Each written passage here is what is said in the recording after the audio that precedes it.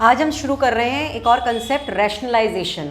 Rationalisation में denominator में से हमें रूट की वैल्यू को इरेडिकेट करना है, रिमूव करना है।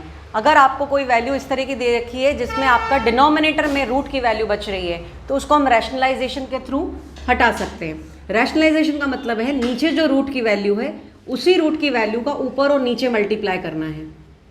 ये रूट 3 था, इस रूट 3 का ऊपर भी मल्टीप्लाई किया, नीचे भी मल्टीप्लाई किया। 1 इंटू रूट 3 और हम फर्स्ट डे हमने जब सर्च का चैप्टर शुरू किया था तो रूट 3 इंटू रूट 3 हमने पढ़ा था, वो हो जाता है 3। और इस तरह से हमारा डिनोमिनेटर में से रूट जो है वो रिमूव हो गया। कभी भी किसी भी क्वेश्चन में डिनोमिनेटर में रूट की वैल्यू ना बचने दें, उसको हमेशा रैशनलाइज करना ज़रूरी है। एक और वैल्यू देखते हैं, 2/√5। यहाँ पे आपके पास 2/√5 है। रूट 5 नीचे से हटाना है, रूट 5 ऊपर और नीचे दोनों तरफ मल्टीप्लाई कर दिया। 2 इंटू रूट 5, 2√5, क्योंकि 2 बिना रूट की वैल्यू है, वैसा का वैसा आ गया। रूट 5 इंटू रूट 5, 5, और ये नीचे से वैल्यू सॉल्व हो गई। अब देखिए यहाँ पे रूट की 2 वैल्यूज हैं, इस क्वेश्चन में रूट की 2 वैल्यूज हैं। अब इन्हें कैसे मल्टीप्लाई करना है, चलिए एक और क्वेश्चन लेते हैं। यहाँ पे रूट की 2 वैल्यूज हैं, उनके बीच में ऑपरेशन एडिशन का लगा हुआ है। इसको कैसे रैशनलाइज करेंगे, मैंने जैसे कहा था सेम वैल्यूज रहेंगी, लेकिन यहाँ पे साइन अपोजिट लेंगे। अगर यहाँ डिनोमिनेटर में प्लस है तो हम नेगेटिव साइन के साथ जो है मल्टीप्लाई करेंगे ऊपर नीचे दोनों वैल्यूज़ का।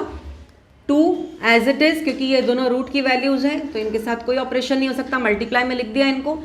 रैशनलाइजेशन के सम्स में आप याद रखो सिर्फ एक ही आइडेंटिटी यूज होती है, that is a plus b, a minus b. अगर आपने क्लास 8th में आइडेंटिटीज अच्छे से याद की हैं तो you must be knowing a plus b, a minus b होता है a square minus b square.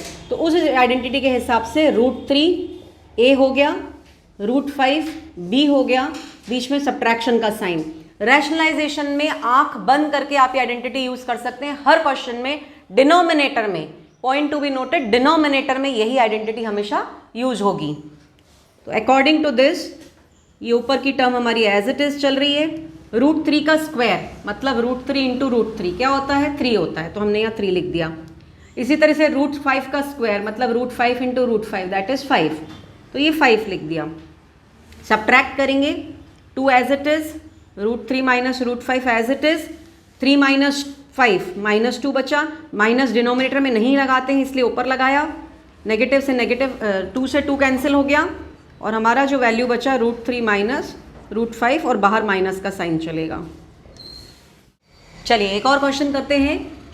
Numerator में 4 है, डिनोमिनेटर में रूट 7 माइनस 2 है। अब यहाँ पे दोनों वैल्यूज रूट की नहीं है, जब हम इन्हें मल्टीप्लाई कर रहे हैं तो root 7 as it is, 2 as it is, negative sign है तो यहाँ पे हम अपोजिट साइन प्लस का लेंगे, अपोजिट साइन से मल्टीप्लाई होगा। 4 multiply by root 7 plus 2, same a minus b, a plus b. Identity कौन सी यूज हो रही है, a minus b, a plus b, that is equals to a square minus b square. मैंने just कहा denominator में हमेशा यही आइडेंटिटी यूज होगी। तो a के हिसाब से रूट 7 हो गया a, माइनस b हो गया 2, तो ये 2 का स्क्वायर हो गया। 4 एज इट इज, अभी हम 4 को अंदर मल्टीप्लाई नहीं कर रहे हैं, लास्ट तक वेट करेंगे कि डिनोमिनेटर की कोई वैल्यू इससे कैंसिल तो नहीं हो रही है। रूट 7 का स्क्वायर, रूट 7 इंटू रूट 7 मतलब 7, तो ये 7 हो गया। 2 का स्क्वायर होता है 4, तो 4 as it is, root 7 as it is, 2 as it is, 7 minus 4 3। अब डिनोमिनेटर और ये कैंसिल नहीं हो रहे हैं तो we will leave it like this, हम इसको ऐसे ही छोड़ देंगे। आप चाहें तो इस 4 का अंदर मल्टीप्लाई भी कर सकते हैं। 4 इंटू रूट 7 4 रूट 7, 4 2 जा 8, डिस्ट्रीब्यूटिव प्रॉपर्टी यूज हो रही है, upon 3। So this would be the final answer. चलिए एक और नई वैरायटी का क्वेश्चन। न्यूमरेटर में 1 है लेकिन डिनोमिनेटर में मिक्स्ड फॉर्म में जो है वैल्यू हमारे पास दे रखी है। मल्टीप्लाई करेंगे, rationalisation 7 as it is, 3 root 2 as it is, plus का opposite sign minus, negative sign use किया है हमने, 3 root 2।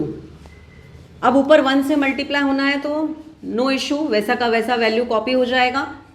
a plus b, a minus b, बार बार वही आइडेंटिटी यूज हो रही है, इतनी बार करने के बाद याद हो जानी चाहिए।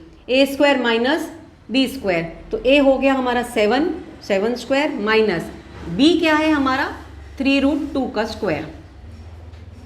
7 माइनस 3√2 न्यूमरेटर में कोई दिक्कत नहीं है। 7 का स्क्वायर 49 स्क्वायर याद होने चाहिए।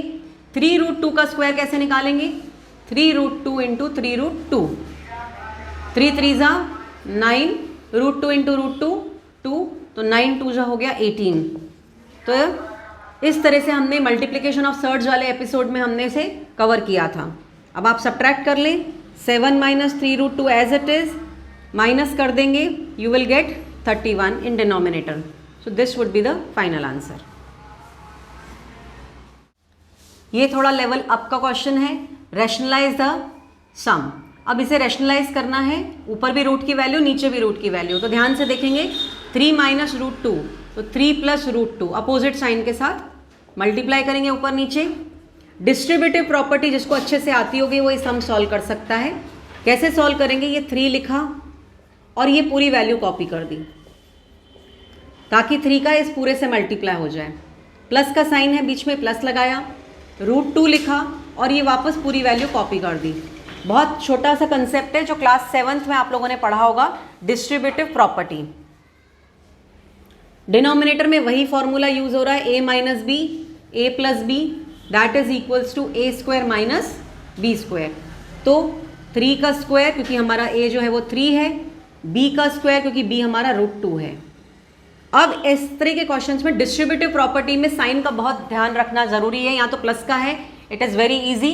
फिर से समझा देती हूँ, 3 एज इट इज़ लिखा और ये पूरी वैल्यू कॉपी कर दी, फिर प्लस √2 एज इट इज़ लिखा और ये पूरी वैल्यू कॉपी कर दी।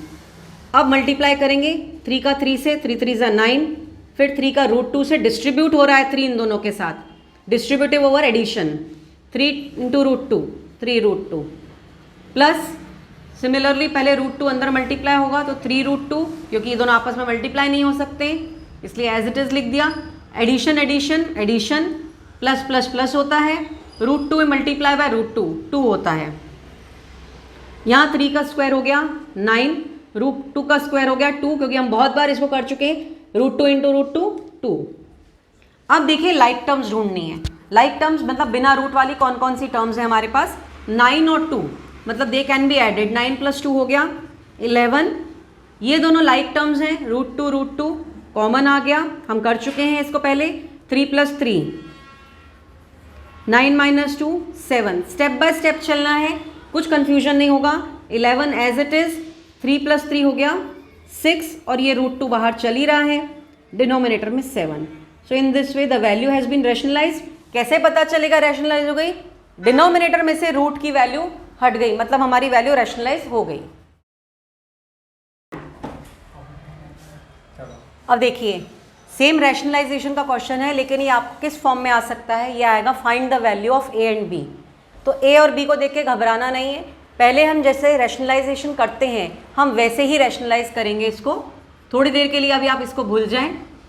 5 प्लस 2√3 अपॉन 7 प्लस 4√3, मल्टीप्लाई का साइन आएगा, यहाँ एडिशन तो यहाँ सब्ट्रैक्शन, अपोजिट साइन के साथ वैल्यू जो है वो रैशनलाइज होगी। सेम वैल्यू देखिए, मैंने देखिए 7 माइनस 4√3 7 माइनस 4√3, यहाँ प्लस था इसलिए यहाँ पे अपोजिट साइन यूज किया। डिस्ट्रीब्यूटिव प्रॉपर्टी 5 लिखा और ये पूरी वैल्यू कॉपी कर दी। जिसको डिस्ट्रीब्यूटिव नहीं आता हो वो इस तरह से कर सकता है, 5 लिखा और ये पूरी वैल्यू कॉपी कर दी, ये प्लस का साइन है, 2√3 लिखा और ये पूरी वैल्यू कॉपी कर दी। डिनोमिनेटर में वही फॉर्मूला यूज होगा, a plus b a minus b that is equals to a square minus b square. तो इस हिसाब से, इस फॉर्मूले के हिसाब से आपका a हो गया 7, यहाँ लिख देते हैं 7, b हो गया 4√3।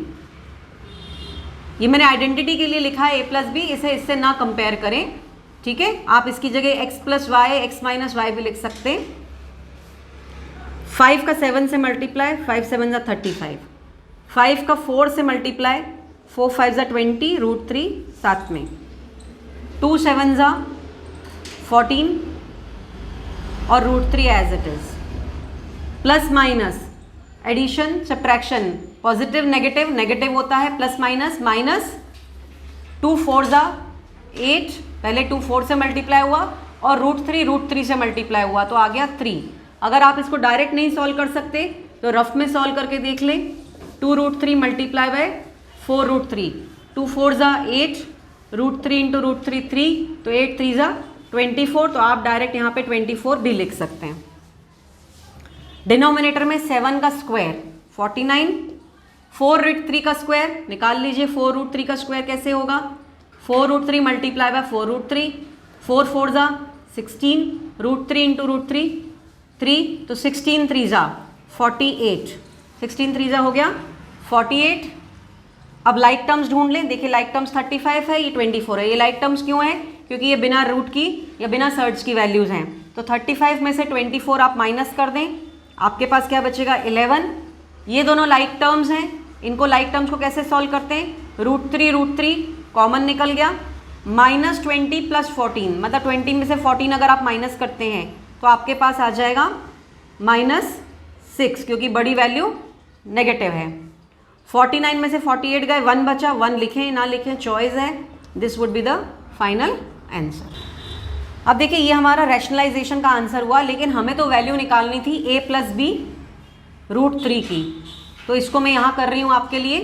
ये value 11 - 6 √3 equals to a plus b √3, ये हमने यहाँ कॉपी कर दिया।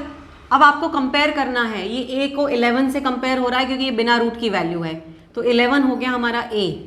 और ये रूट वाली वैल्यूज़ को जब आप कंपेयर करेंगे तो -6 √3 इक्वल्स टू b √3। कंपैरिजन करेंगे तो ये √3 से √3 कैंसिल हो रहा है, -6 इक्वल्स टू b। तो इस तरह से हमें a और b की वैल्यू मिल गई।